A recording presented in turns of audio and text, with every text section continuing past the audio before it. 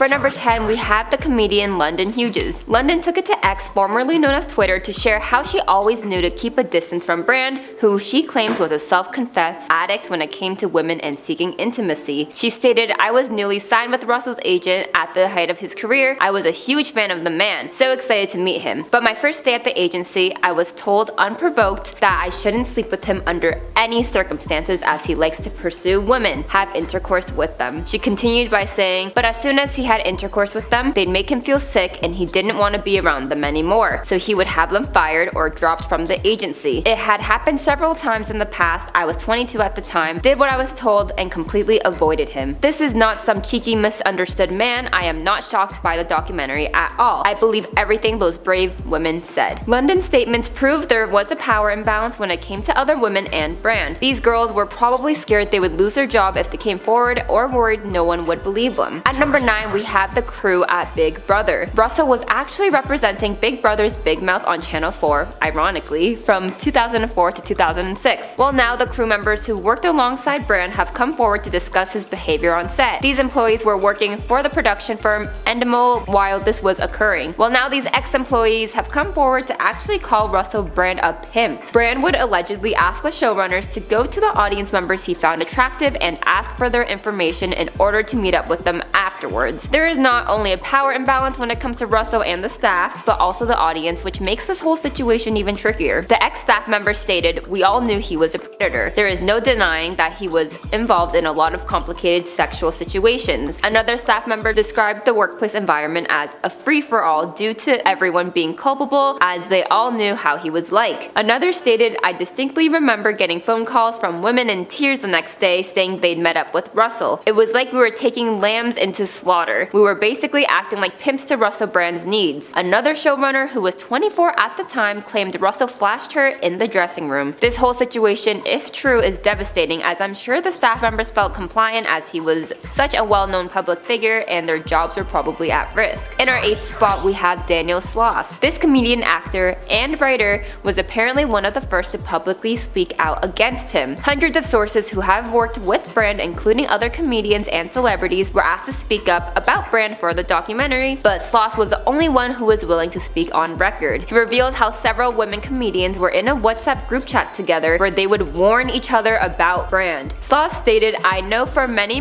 years women have been warning each other about Russell." He even further added, "There were many stories. It wasn't just coming from one person or one group of people, it was different incidents over different years and of varying degrees of severity. He was a big name, big household name. If you were a comedian and got a gig with him, you'd be gigging with a celebrity. I'm stood in bars with agents, promoters, channel commissioners, and I'm hearing these allegations and rumors with Russell in the same room. And later on, he would be on a movie or a television show, he would be hosting something. He was still being employed." If this is all true, it seems like those in the industry itself seem to have more insight on Brand, while he was able to keep his image squeaky clean for the public. We have the director of the Hijack series, Jim Field Smith. Although he hasn't directly identified who he's talking about, many believe it is about Brand himself because he tweeted a series of tweets after the allegations. He refers to this mystery A-list celebrity as Actor X, and he claims this actor has powerful people working alongside him in order to protect their career. Smith actually said he turned down working with this person because of the claims surrounding their behavior. He states, "I was once dissuaded from hiring Actor X because other actors I was meeting for other roles had heard X might be attached to the project and had said unequivocally they would not work on the project in those circumstances." He further added, "There were no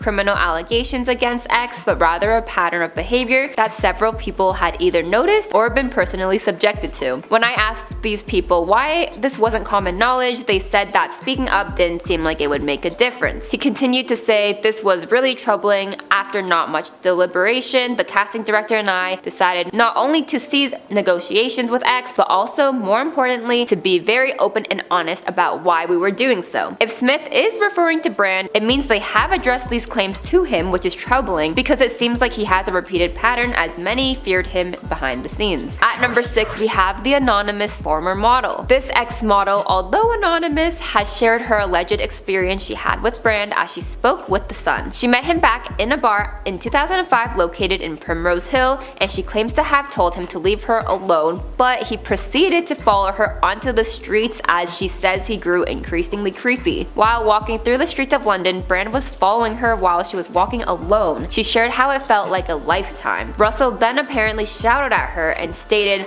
"Let's just right here." She then further added, "I felt like he was hunting me down. It wasn't flirty or fun. The word predator is absolutely spot on. He was dead set on his goal. His intention was to have sex with someone. Anyone." That is extremely frightening, and honestly, some of the words she used to describe Brand has also been used by multiple women. For our number 5 spot, we have Dannii Minogue. This Australian singer and TV personality had an interview back in 2006 before any of these current SA allegations surfaced. She first met Brand when she was set to appear on his show to promote the release of her album. However, she was left with an awful experience. When interviewing with The Mirror, she states, "He is completely crazy and a bit of a vile predator. I certainly don't think he has cured his addiction, that's for sure. He wouldn't take no for an answer." The way Dannii described Brand sounds a lot like how other women described him, with words like predator being a reoccurring way to describe him. A lot of people are resurfacing this interview, especially because of the recent claims and because Dannii said all of this about him before anything about Brand was made public. And for number 4, we have Shawn Mendes. This comedian and actor had a resurfaced video that has recently been shared after the SA allegations. Back in 2013, Locke stated, "Probably the reason I hate him so much is because I'm a dad, and I've got this fear that my daughter will bring someone like that home." This is a huge red flag when it comes to Brand's behavior, as it seems many people have the same stigma and opinions on him, and especially when it comes to Brand's treatment towards women. Locke actually then proceeds to do an imitation of Brand and says, "Such a pleasure to be your charming abode," while waving his arm in the air. It's clear Locke had his opinions about Brand before sadly passing away in 2021. In our 3rd spot, we have Adam Rowe. This stand-up comedian wrote a thread on X describing his knowledge and experiences with Brand. He did end up taking down this tweet, however, the screenshots are posted all over Reddit. He stated, "Russell Brand's allegations far outdate his new anti-mainstream media shtick. We've all known for years but have been threatened with legal action, and he has a super injunction. Dispatches must have enough to surpass it. When I say we've, I mean the comedy industry. It is clear from our list so far, many comedians themselves are speaking out against Brand, as I'm sure many of them worked pretty close alongside him, as they are in the same industry." Adam also believes Brand is attempting to pull off the victim card, as he wants people to believe the mainstream media has gone after him. In fact, he described it as quote-unquote reverse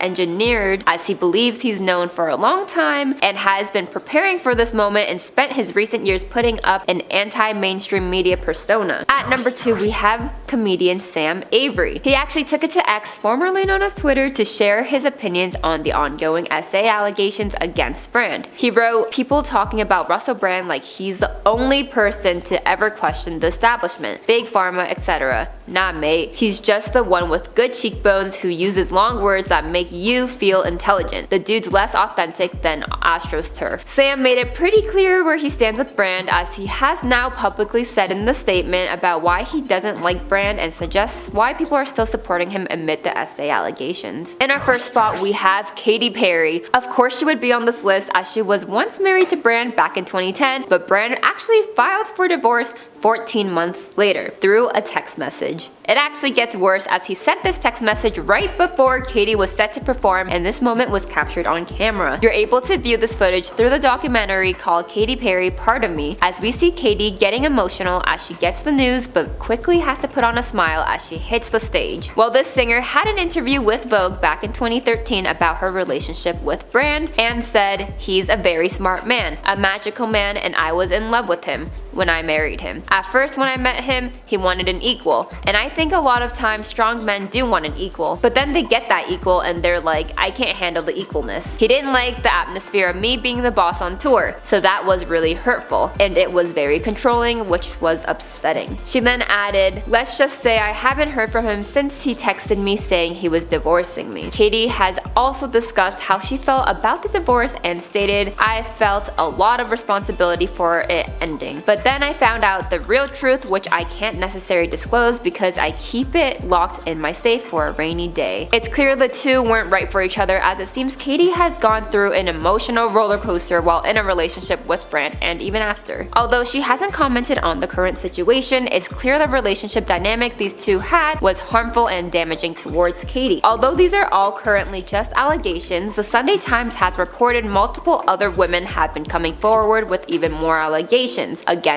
Brand. At number 10 is Trisha Paytas. Paytas, also known for her YouTube handle Blonde Sundoll for MJ, has been on the YouTube platform for 16 years, making appearances on Celebrity Big Brother and in multiple films, as well as being in the adult entertainment industry. Paytas is widely known for her chaotic and messy videos, at one point identifying as a chicken nugget and claiming her unborn child was the reincarnation of Queen Elizabeth. Paytas and Ballinger have a modest history, being described as friendly and having worked together in a few creative projects. As Colleen's past behavior came to light, it also came out that Ballinger had watched and made fun of Paytas' X-rated content with young fans. Although Paytas has taken a step back from addressing everything people say about her on the internet, she felt that this situation warranted comment, and the video she posted about it was a shift from her usual tone, prompting Twitter user Matt Martin on Twitter to write, "You know you've messed up big time when Trisha Paytas is the voice of calm and reason in the situation." In a YouTube video posted to Paytas' channel called Colleen Ballinger, she mentions that she had no idea about Ballinger's behavior and holds a very firm stance against speaking to anyone underage, platonic or otherwise, due to her own trauma of being taken advantage of when she was younger. Trish also says that if she had been aware, she would have never collaborated with her creatively or pursued a friendship. Trish goes on to say that although she believes people can grow from their past, Colleen had obviously not taken the correct steps to do so, as she failed to even acknowledge what she was growing from in her apology video. Trish's main point in the video was pertained to information brought to her from two of Colleen's former fans, who told her that Colleen often hosted watch parties with underage people to view Trish's X-rated content and sometimes sent unwanted images directly to fans. Not only was Colleen discussing inappropriate content with minors, she also did so through body shaming and ridiculing Trish, whom she considered a friend and was trusted by at the time. Trish felt the need to nip this in the bud quickly and seriously, as she does not condone such behavior, as it is a crime to share such content with minors. People on Twitter have been respecting Trish for being extremely steady and focused, understanding the heart of the matter, and explaining her feelings of betrayal quite eloquently. At number 9 is Howie Mandel. Mandel, the American Idol host and stand-up comedian, spoke out about Colleen in the most suitable way possible, a joke. He posted a video on TikTok with the caption,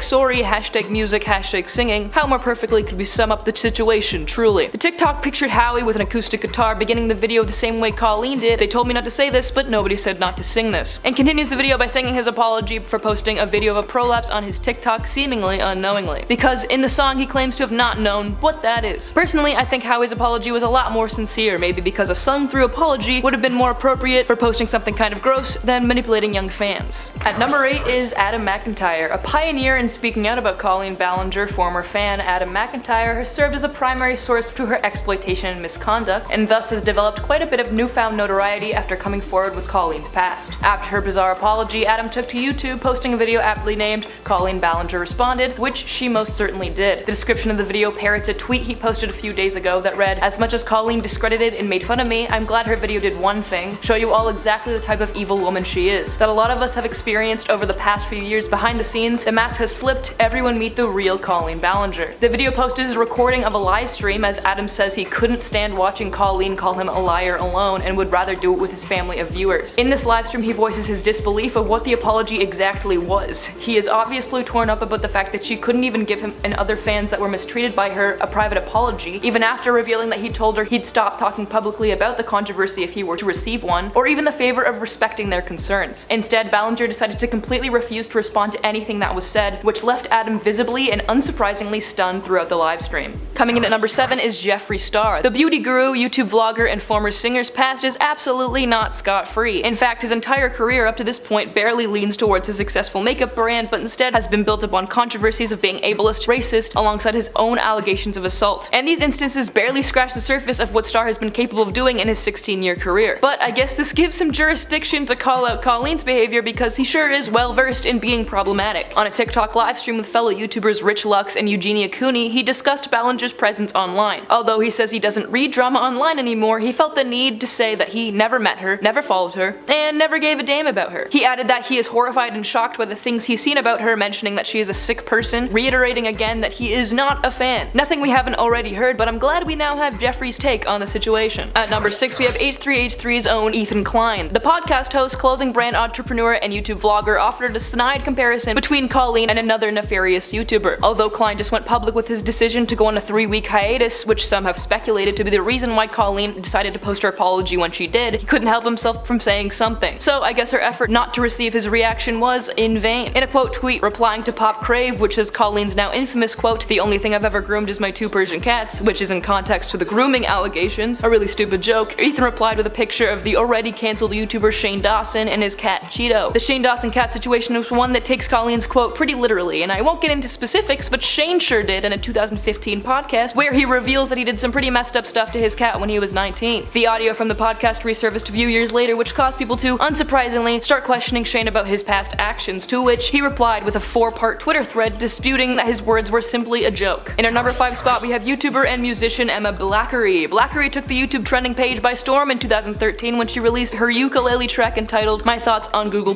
with a pretty catchy tune alongside a state of mind most people agreed with after Google bought and changed the YouTube interface for the worse. Blackery took the opportunity of seeing her fellow YouTuber partake in a ukulele rant, but one which was far less well received or agreed with than her own. In Emma's comparison to Ballinger's, she writes on Twitter, "Can't all nail it, I guess." And I haven't heard from Emma in years, and seeing her grace my Twitter timeline with a banger like this was absolutely lovely. Her new single, Cry to Your Mother, is out now, and you can stream it on any streaming service. Coming in at number 4 is Kurtis Conner, the stand-up comic and YouTuber best known for his movie reviews and commentary videos, sent out a tweet the other day that read, "Damn, I predicted the Colleen Ballinger apology video 3 years ago," alongside a video of a sketch where someone responds to a video entitled "Please Forgive Me," where the person apologizing begins by saying sorry, but then whips out a sweet electric guitar. It's crazy how art mirrors reality. It really raises the bizarreness levels of Colleen's apology when you read it through the lens of what someone thought to be a satire of an apology, something that no one should ever do, but I think that saying Colleen Ballinger made a satire of herself and her career is pretty reasonable given the situation. This isn't the only mention Kurtis decided to make about Colleen. On an episode of his podcast Very Really Good, he mentioned that he had a commentary video script written about Colleen Ballinger and Miranda Sings and her strange and inappropriate content. Unfortunately, this video was scrapped soon after it was conceived since Colleen caught wind of it and shut it down. It's rumored that she did this in order to maintain her reputation and popularity as she was on tour at the time and still viewed in a pretty positive light. I hope that Kurtis decides to post a video about Colleen now, however, since the new information brought to light would be entertaining with a Connor spin on it. At number 3 is a tweet from YouTuber Eddy Burback. Known for his commentary videos and Rainforest Cafe reviews, Eddy Burback decided to take to Twitter to air a few thoughts on Colleen's behavior. The man says in response to the apology, "I can't stop thinking about the fact that she had to sit down and make the apology rhyme," which is in context to the fact that her apology was almost spoken word poetry with a backing track. The fact that Colleen, instead of, addressing her allegations promptly and seriously, or perhaps sending private apologies to the fans that spoke out against her, decided to run with some Dr. Seuss mischief. Eddy also tweeted that the next YouTuber to do something awful should play the trombone to top this, which, listen, at this point, celebrity apology videos are becoming a bit boring and mundane. I think soon, YouTubers may have to start one-upping each other in order to get views, with things like talent instead of tears. Our runner-up is Colleen Ballinger's ex-husband Joshua Evans. Lead vocalist of the band The Cat's Pajamas and YouTube personality, Josh Evans was married to Ballinger from 2015 to 2016. Within that year, the duo posted many videos together, including one called My Wife Put Her Hand Down My Pants, which is pretty self-explanatory. The video depicts Ballinger supposedly putting his hand down his pants while he tells her to stop and is visibly uncomfortable. The situation is incredibly disconcerting considering the allegations that have just come to light. Josh has come forward with other issues in their relationship and Colleen's blatant lack of respect for his consent, and Ballinger herself admitted to making her ex-husband uncomfortable, including touching his butt simply because he doesn't want her to. Josh offered a first-hand experience of who Colleen truly is after the backlash and her subsequent anti-apology, tweeting, "This behavior was my reality anytime I spoke up and disagreed with her actions and rhetoric during 2009 to 2016. I was gaslit too. I was made to feel like I was always the problem. Any pain I felt was an inconvenience and was belittled. Every ounce of what you're feeling, I understand." I'm really glad he's decided to come forward with this and feel as though he does not have to keep this a secret any longer. And coming in at our number 1 spot is MrBeast, the most popular creator on the YouTube platform, creating videos that center wacky challenges while flaunting and curing blindness, has unsurprisingly offered his insight towards the disgraced Colleen Ballinger. Although the two have never met, he felt it was needed for him to come public with his opinion of the comedian, as the two both cater to a younger audience. Beast says that Colleen and her channel had always been filled with toxic content that was not suitable for children, as it was simply bogging down the minds of the youth. He followed this up by saying that his content was on an entirely different side of the spectrum than his own, as his videos didn't feature subliminally adult themes and messaging and instead just focused on lighthearted topics, extravagance, and pure entertainment. Starting off our list today in the number 10 spot, we have Miley Cyrus. Miley Cyrus has finally broken her silence on Hailey Bieber in her unhealthy obsession with Selena Gomez. And with it, she's pretty much explained why she's never trusted Hailey even though they've been friends since childhood. It seems like Miley has finally had enough of Hailey making fun of her best friend Selena, and she has exposed exposing Hailey for how awful she really is. In an interview, Miley would note that she just can't stand the victimizing anymore and all the stories that are coming with it. Miley has wasted no time when it comes to blasting Hailey and her friend Kendall Jenner, to the point when Miley ran into Kendall backstage of a Versace fashion show, she got into a confrontation with Kendall, and the confrontation reportedly got so heated that Kendall began to cry hysterically, and some eyewitnesses also claim that Miley told Kendall to tell both Hailey and Kylie to get ready because she was coming for them too. And if I were them, I'd probably be running for the hills right now, because to be on Miley's bad side right now is actually such a scary thought to think about. Number 9. Taylor Swift. I think we can all agree that we adore Taylor Swift's and Selena Gomez's friendship, as through thick and thin, these girls are always with each other and they always have each other's back. With a lot of girls portraying both girls for clout, they have come to the conclusion that they only have each other, and at the end of the day, that's why we see them always standing up for each other. And one quick move, it appears as Taylor Swift is finally unfollowing Hailey on Instagram because of all the things happening. With both Taylor and Selena not taking any of the diss videos so seriously, we all know they're contacting each other and talking about how these girls are all acting ridiculous. And with it, Taylor has come out to slam Hailey for fat shaming Selena Gomez by pointing out that Hailey is just insecure about Selena and Justin's relationship, and that's why she's acting out with such a mean girl persona. Number 8. Selena Gomez. Despite Selena dealing with unnecessary commentary about her body, despite her fluctuating weight because of it being a byproduct of her ongoing battle with lupus, when Hailey decided to throw the white flag away and diss Selena Gomez one last time by uploading a TikTok video of herself lip syncing along with her friends to an audio clip of someone saying, "I'm not saying she deserved it, but God's timing is always right." Fans were quick to assume that the shady post was about Selena being body shamed for a bikini pic that made headlines around the same time, and when Hailey went on to delete the video, just proved that all of our speculation was right. When fans started to beg Selena to tell the star off and her friends for bullying her, Selena commented back by saying it was okay because she didn't let these sort of things get to her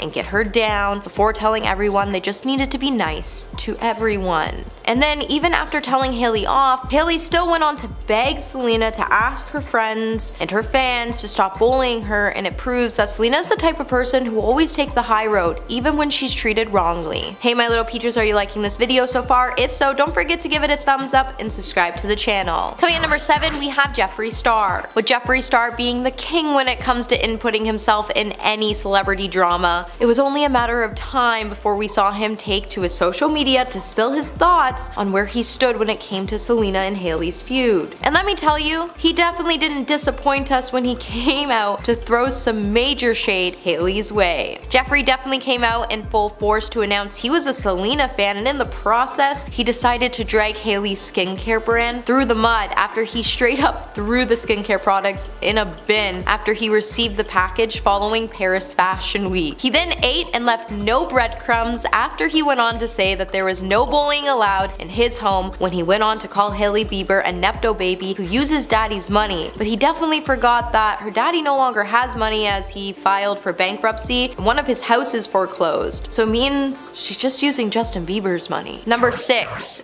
Pia Mia. Pia Mia was one of the first celebrities within the Kardashian-Jenner circle to show her support towards Selena Gomez. Although she hasn't addressed the situation openly, her makeup videos with Selena Gomez's music in the background would do all the talking for the star. When Pia posted a Snapchat story of her doing makeup in the background, a Selena Gomez song could be heard, and to make matters even more iconic, Pia also went on to post another makeup routine using Selena's version of Calm Down in the background. And with it, a lot of people started to point out that she was throwing some major shade Hailey Bieber's way, because Hailey Bieber previously posted on her Instagram story with the version Calm Down in the background without Selena's feature. Pia Mia then went on to post a song of her singing Taylor Swift's Bejeweled, and everyone kinda lost it, as Pia Mia actually used to be really good friends with both Hailey and Kylie, and then earlier this year, Kylie kinda tossed her out of their group, and Pia took to her TikTok video to say, even if they're whether you're friends and you're friends with someone for years, you actually think that friendship is real. The second they think you're not good enough, famous enough, or make enough money, you're cut from the group. Number 5, Jordyn Woods. Just after the whole Pia Mia saga, we were so invested into our screens trying to figure out what other celebrities part of the Kardashian-Jenner circle or celebrities that used to be a part of their close circle would come out to call Hailey out or throw some shade the star's way. And with it, we all saw Jordyn Woods enter into the chat, and when we did, we lost our mind. With the Kardashian family embarrassing Jordyn Woods to a T when they over-exaggerated on the whole Jordyn Woods hooking up with Tristan Thompson story, it honestly wasn't really surprising that Jordyn would come out to choose Selena's side during this messy feud. And when she came out to show her support by posting a Snapchat video where the Instagram influencer could be seen applying a lip liner and saying she loved it, that lip liner actually happened to be one of the products from Selena's cosmetic collection. Number 4, Justin Bieber. You would think because Justin is married to Hailey Bieber that he would be taking her side through all of this mess. But it seems like Justin is letting his wife dig herself out of her own hole,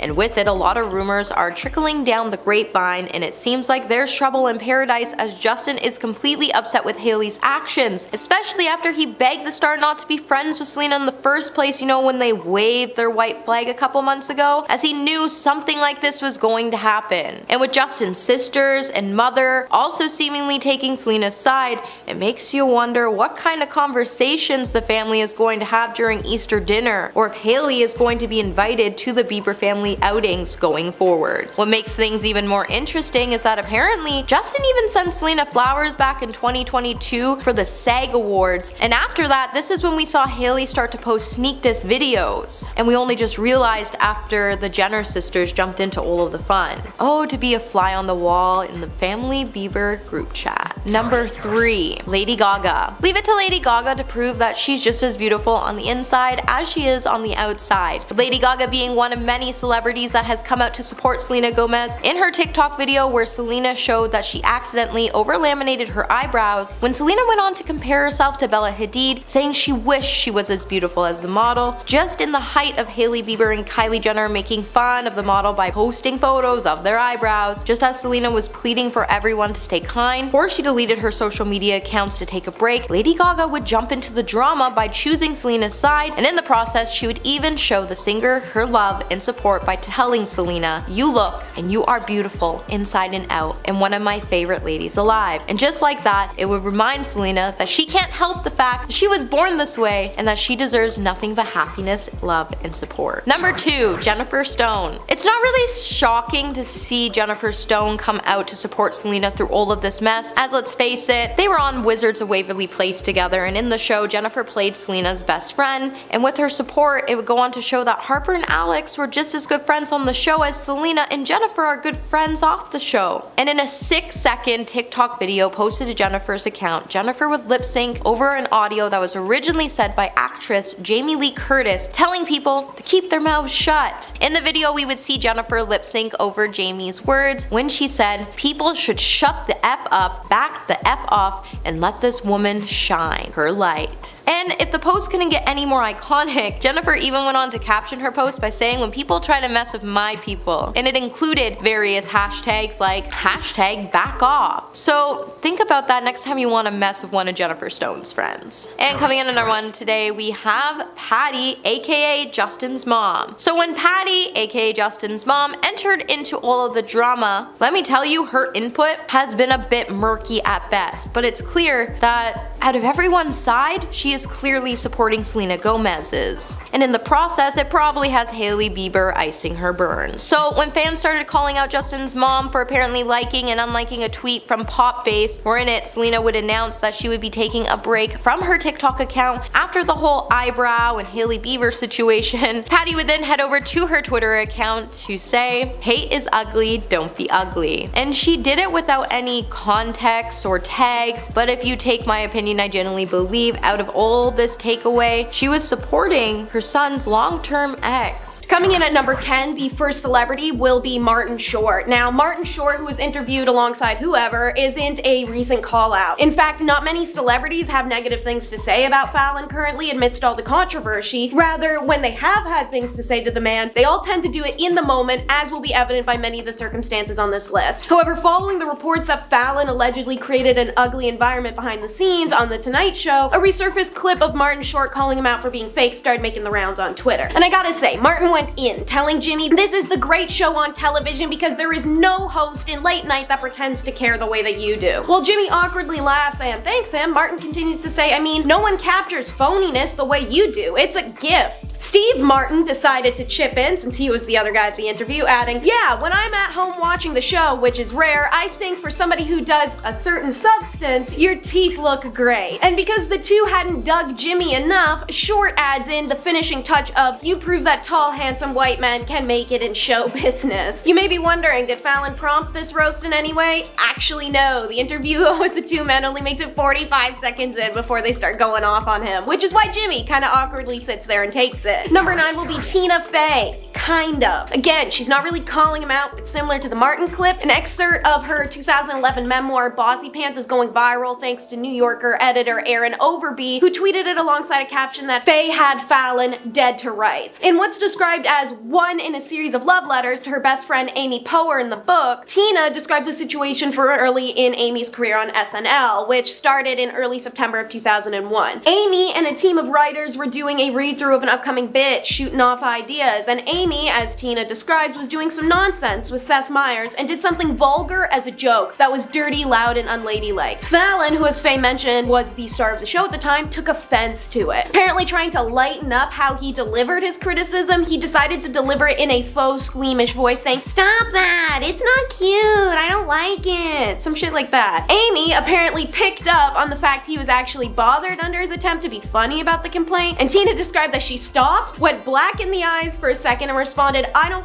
care if you like it." Fallon was then startled while Poehler went right back to enjoying a ridiculous bit. However, while this circulates, we should remember what isn't included in the viral tweet, that Tina openly stated Jimmy and Amy are very good friends and there was never any real beef between them. Here's a classic, however. Number 8 is Dakota Johnson. Hilarious. While Dakota Johnson has most notably appeared in 50 Shades of Grey and that's about it, she is famous for firing back without fear at reality TV hosts and interviewers alike. She famously cut off Ellen, which pretty much broke the internet, but she also had an iconic interaction with Jimmy Fallon before that, when he kept interrupting her on The Tonight Show. Fallon has a bad habit of asking celebrities for stories, but then asking too many interruptive or distracting questions as they tell them, and sometimes the celebrity doesn't even get to finish the tale before Jimmy's questions push them into another. Dakota was trying to talk about how she's being sprayed by a skunk for the 6th time, which is weird as hell. I want to know what she's doing to skunks to make them hate her. But then Jimmy interrupts her for a final time, and in turn she interrupted him by asking, "Aren't you supposed to let people talk on this show?" Jimmy took a second to laugh and look kind of incredulous and a tad annoyed, responding, "If they know what they're talking about, yes! What the hell are you talking about?" While both he and Dakota laughed. Both parties brushed off the experience pretty well, despite how much trolling online it received, becoming a feature of memes and tweets globally. Number 7 is Blake Shelton, or as I call him, Gwen Stefani's husband. All I know about him is he makes country music, and I guess that's something Jimmy Fallon and I have in common because it seems when it comes time to interview Shelton, Fallon kind of falls flat on how to approach him or what to ask. When Blake Shelton appeared on the show in 2017, he was not the most receptive to Fallon's humor. Jimmy Fallon jokingly made fun of Blake Shelton's southern accent and tossed in a few southern stereotype jabs in the mix. Nothing harsh or biased per se, but it definitely rubbed the country singer the wrong way. Instead of laughing along with the humor, Shelton was visibly annoyed. Kind of funny that the dude whose whole brand in music is built upon being southern can't take a good ribbon about it. In fact, Shelton didn't even laugh at Jimmy Fallon's jokes much. Finally, Jimmy Fallon started interviewing Blake Shelton properly, and Shelton replied in a dry, monotone voice, "Thank God," causing an awkward moment where even the live audience didn't know if they should laugh or acknowledge the quip. Their senses of humor just don't mesh. Number 6 is Rami Malek. So, the childhood crush of every nerdy, history-obsessed kid that watched Night at the Museum like a religion. Now, he's all grown up and dominating the screens in complicated dramas such as Mr. Robot or unreal biopics such as Bohemian Rhapsody. But let's not forget another time Rami dominated our screens. Rather, the phone ones. Tweets and memes hit the internet hard after a hilarious and awkward interaction occurred during the late night show interview between Fallon and Malek. Jimmy was expressing his adoration for the recent Rhapsody biopic and elatedly rambled to Rami that if I had your email or your phone number, I would have called you like a gazillion times, like, dude, you were unbelievable. But Rami is kind of awkwardly leaned back in his chair and does like the darting gaze, sort of like awkwardly looking at Fallon, then the audience, then back at Fallon, and uncomfortably mentions, "You have my email and phone number." There's an uncomfortable beat in which Fallon, with his usual water off a duck's back routine, responds with, "That's true, I just decided not to call you, ha ha ha ha," before awkwardly moving on. Number 5 is Shawn Mendes. The sassy Canadian singer was 18 when he first pulled what would sort of become like a short-term stunt of his whenever he was around Jimmy Fallon, which is telling the TV host that he's old. And not in any particular funny haha way, just kind of in an awkward fall flat kind of way. It started in 2016 when Mendes was gearing up to do a performance on the show. Jimmy messes up and gives him a late cue to start singing, leading to Mendes telling Jimmy his timing is all wrong and this was all on you, while the two awkwardly laugh off the fail. As Jimmy's trying to continue, however, Mendes tosses in an "I told you I'm just not as old as you," eliciting laughs, whoas, and ohs from the audience. Fallon himself laughs at the joke, especially when the band follows it with a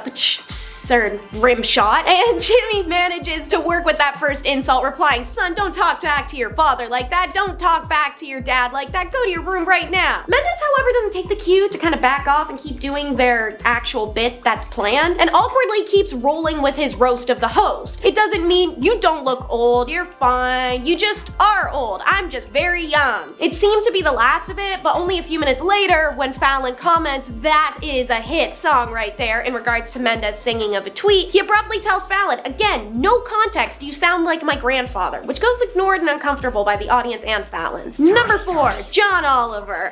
Host versus host. There's never gonna be a winner. Oh, well, maybe there is, but who's to say? While interviewing John Oliver on the Late Night Show, Fallon and he have one of their many awkward confrontations, wherein Fallon had been waxing poetic to Oliver, saying, "You know, last week tonight," which I still think is the best title of any show ever. Oliver, without missing a beat, interrupts and says, "The best title? Wow, that sounds like damning me with fake praise, Jimmy. I really love the title." It goes downhill once that's finished. I love how John Oliver's voice is so distinct, even as someone who doesn't watch him, I can literally hear him saying those words in my brain. It's hilarious, however, to see Jimmy pressured to tell the truth when he always plays it safe. This is one of many instances where Oliver has put Jimmy in this situation, such as the video call interview during COVID with Jimmy, wherein he kept asking the Alexa inappropriate questions for a public video, forcing Fallon to have to disable it, and essentially not give Amazon a free commercial of him and the other late night host. Number 3 is Roger Waters. For those who don't know but love to wear the t-shirts, Roger Waters is one of the Pink Floyd members, of whom Jimmy Fallon is a massive fan. Naturally, it made for an exciting opportunity to interview Roberts. However, Jimmy inevitably steered the topic towards former Syd Barrett, who left the band struggling with schizophrenia and mental wellness. This immediately triggered an emotional reaction from Waters, who took on a very serious tone when discussing Syd that implied no nonsense was to be made. However, Jimmy doesn't seem to pick up on the vibe, and he goes on to bring up a story where Barrett was in an episode and interrupted a Pink Floyd recording. Fallon chose to describe Syd insensitively, saying a bald man with a toothbrush in his mouth. Waters clears up that story, making sure to tell Fallon that his friend being consumed by addiction and mental illness wasn't a funny story, and that the entire situation was very sad. Number 2 is Jerry Seinfeld. I chose to put Seinfeld in here due to his vocal defense of Jimmy Fallon in the last few days, but also his acknowledgement that he defended others from him. So, for those who haven't read it yet, in the interviews recently given by current and former staffers of Jimmy Fallon, one recalled a story in which Seinfeld, the interviewee of the night, had seen Fallon being hard on one of his workers, scolding them for flubbing a simple task while they filmed. The anonymous whistleblowers claimed Seinfeld right then and there ordered Fallon to apologize to the worker, and that Fallon supposedly complied. Go Jerry Seinfeld, we love to see it. The anonymous former employee said that in interview, it was very awkward and Jerry was like, "You should apologize to him," almost trying to make it a joke. It was one of the strangest moments ever, and so many people were there, so it's kind of hard to forget. Rolling Stone claims Seinfeld's reps did not respond to multiple requests to comment before publishing the article, but once the story was published, Seinfeld sent them the following statement: "This is so stupid. I remember this moment quite well. I teased Jimmy about a flub and we all had a fun laugh about how rarely Jimmy is thrown off. It was not uncomfortable at all. Jimmy and I still occasionally recall it and laugh. Idiotic twisting of events." A source with knowledge of The Tonight Show also told the Post on Thursday that the Rolling Stones version of the Seinfeld story is inaccurate, which is now starting to cast some light on the debatable reality of these accusations. Number 1 is Joaquin Phoenix. Joaquin is famous for a multitude of reasons, from his late brother River Phoenix to his chaotic performances in films such as Her and Joker. But Joaquin also pulled a move on the Late Night Show that made people with complicated names everywhere glow a little inside. When Jimmy Fallon tried to give Joaquin Phoenix a nickname, he wasn't having it. Fallon, with very little context, tells Joaquin, "I call you Wa." Then Joaquin was like,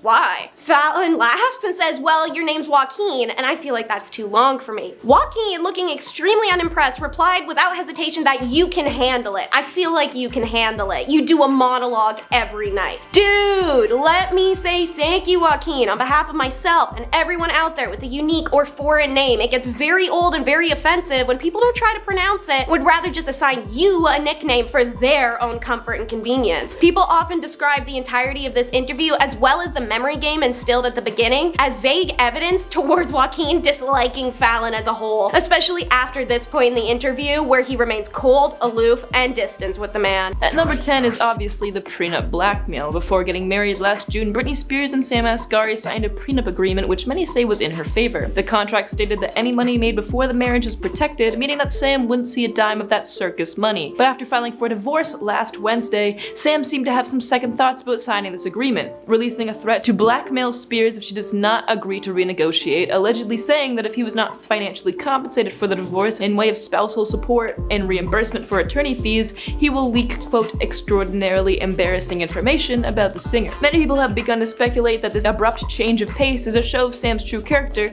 and intentions with his marriage to Britney, accusing him of just wanting notoriety and easy into movie work and money, going so far as to call him a parasite, which, given the facts of the matter, I tend to agree with. At number 9 is reports that say that Sam was not sleeping in their house. And a few days ago, TMZ released news that Sam has reportedly moved out of his and Britney's mansion, allegedly living in a place of his own as of late, but is reportedly not paying for it himself. Instead, Britney is for some reason paying the $10,000 a month for Sam to live in one of the most high-end apartment buildings in Los Angeles. Sources said that Britney's handlers say that this was a wise gesture to make since Sam was already challenging the prenup, which will probably end with Britney writing him a check for hundreds of thousands of dollars, so I guess this is her way of trying to make amends in order to lighten his demands, or perhaps the extremely embarrassing blackmail information he's dangling in front of her is freaking her out so much that she'll do anything to keep him quiet. At number 8, Sam was seen not wearing his wedding ring. After the divorce plans became public, fans began to look for clues, a timeline of sorts that may have pointed towards their inevitable end. Soon, details began to surface that hint at the split weeks before the official announcement, more specifically a surreptitious part of an Instagram picture posted to the site late July that otherwise seemed standard. Just 2 weeks before the divorce news, Sam shared a heartfelt picture of his mother, who had just endured and came out safe from what he vaguely termed a major accident. He wrote in the caption, "Moments like these remind us of life's preciousness." He wrote, indicating his intention to momentarily retreat from social media to focus on his family. In this seemingly unrelated Instagram post, fans pointed out the conspicuous absence of his wedding band, and many thought that this was him dropping a clue that his marriage to Britney Spears is on the rocks. Lynn Spears, Britney's mother, commented under the post saying, "Love this," with a heart emoji, but no mention was made about the missing ring. Apparently, Sam hadn't been wearing the ring for weeks prior to this. Asghari's rep allegedly told Page 6 at the time that there was no trouble in paradise, reaffirming that Sam had just simply taken off his ring because he was, quote, filming a movie at the time. Britney was also seen without her ring while on vacation with her longtime friend and manager Cade Hudson, and her husband was not present on said trip. A few days later, Britney continued to live it up on vacation with no ring once more, posting a video set to Matt Hartke's London song on her trip to Puerto Rico, and notably still had nothing on her left hand. At number 7, we have Britney's cheating allegations. The rumors of the Spears-Asghari marriage being in shambles all came to a head about 2 weeks ago when Sam apparently confronted Britney about rumors he'd heard that she'd been cheating, and a source told ET that this allegation may have led to the decision of the divorce, since it came about after months of them reportedly not getting along. This confrontation caused Britney to walk out on him, and although we don't know if this rumor has any truth to it, it has reportedly caused a rift in their relationship, obviously. Britney is adamant on the fact that she did not cheat, denying every accusation surrounding the matter, and apparently going through a lot of emotions because of them, obviously. Many have theorized that Sam has only decided to accuse Britney of cheating right now because if she's found guilty of marital indiscretion, the aforementioned prenup is rendered null and void, so it's suspicious that he decided to do so at the same time he's trying to get the prenup renegotiated. It's a really low blow to try and slander someone's character by making them out to be a cheater just because you want some cash. At number 6 is the age gap. With Spears at 41 and Asghari at 29, they hold an 11-year age gap between them. While not awful, being as they're both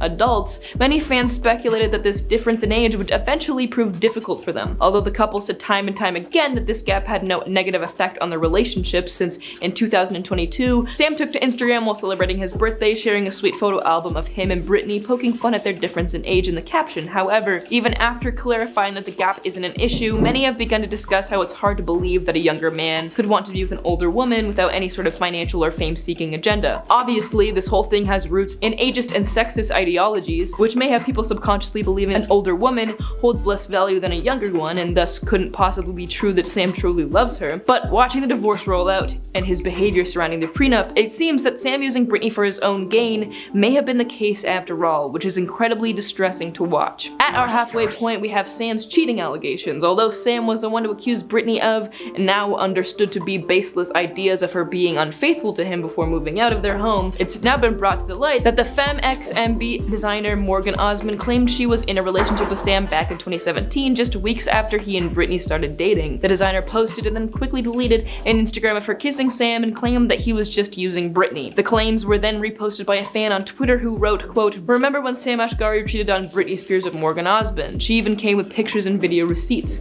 We know who's the cheater despite what he tells TMZ." Fans quickly began responding to the post, with one writing that they suspect he cheated on Britney while he was in Vegas a few months ago. To not only accuse Britney of cheating to get money from her, but also take the focus off his own cheating history is absolutely nuts, and he wasn't even careful about it. At number 4 is the fact that they are no longer speaking. Sam was said to be Britney's main support system, seeing as she had completely, quote, iced out the rest of her family members for reasons probably due to that conservatorship she was in for 13 years under the control of her father. After the divorce between Britney and Sam was finalized, it was made public by TMZ that the couple are no longer speaking to each other, seeing as though they have no kids together and there's really no reason for them to sort anything out personally. Everything to do with this divorce is reportedly happening between their legal teams, as sources close to Britney and Sam have revealed that things are far too tense between them for any sort of communication to be at all productive. At this time, it's possible that the relationship between Sam and Britney is so bad that people around them believe it's possible they may never speak again. There is also a growing concern for Britney's well-being. As I said before, Sam was her main support system, so him abruptly leaving her side was presumably throw her off her rhythm when it comes to renegotiating the prenup.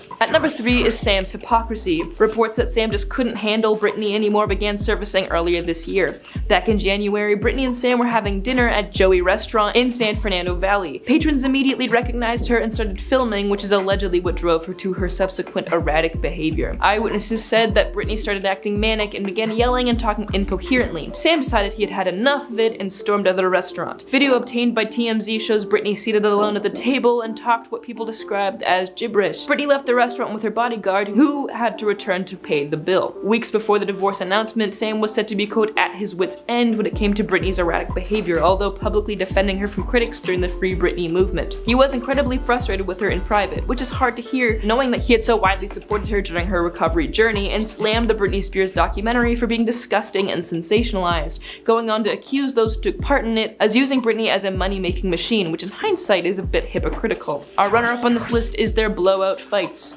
Earlier this year, TMZ unveiled the documentary delving into Britney's life, the same one that Sam called sensationalized and disgusting, just so we're on the same page. This documentary suggested that Spears and Asghari's marriage was shaky, and the report went so far as to insinuate that the singer may have had physical confrontations with Asghari, and who seemed to be distancing himself from their shared home. TMZ, which was first to report the news of the split, said that these fights did not come to an end as the divorce announcement got closer. In fact, they got worse. The decision to end things did not come about due to Sam's confrontation over rumors that she'd been unfaithful, but also the big blowout fight that came after it. After the initial nuclear argument that Britney ended up leaving after, there have been pretty awful fights, including frequent screaming matches and even physical altercations, all of which were rooted in accusations of infidelity. Our number 1 spot on this list is the constant drama they were always in with one another. A source told ET News, it's reportedly been very toxic between Britney and Sam for a very long time, with incredible ups and downs, as well as irreconcilable differences, going on to say that it's actually very sad because Britney would be devastated if the marriage were to come to an end. The source went on to say that although they have problems, they still have a lot of love for each other, but they have a tendency to argue over plenty of fundamental values. The couple was also said to feel as though they do not meet each other's needs, and apparently the arguments used to be really petty, but as of recently, things took a bad turn and their arguments became more serious and more real.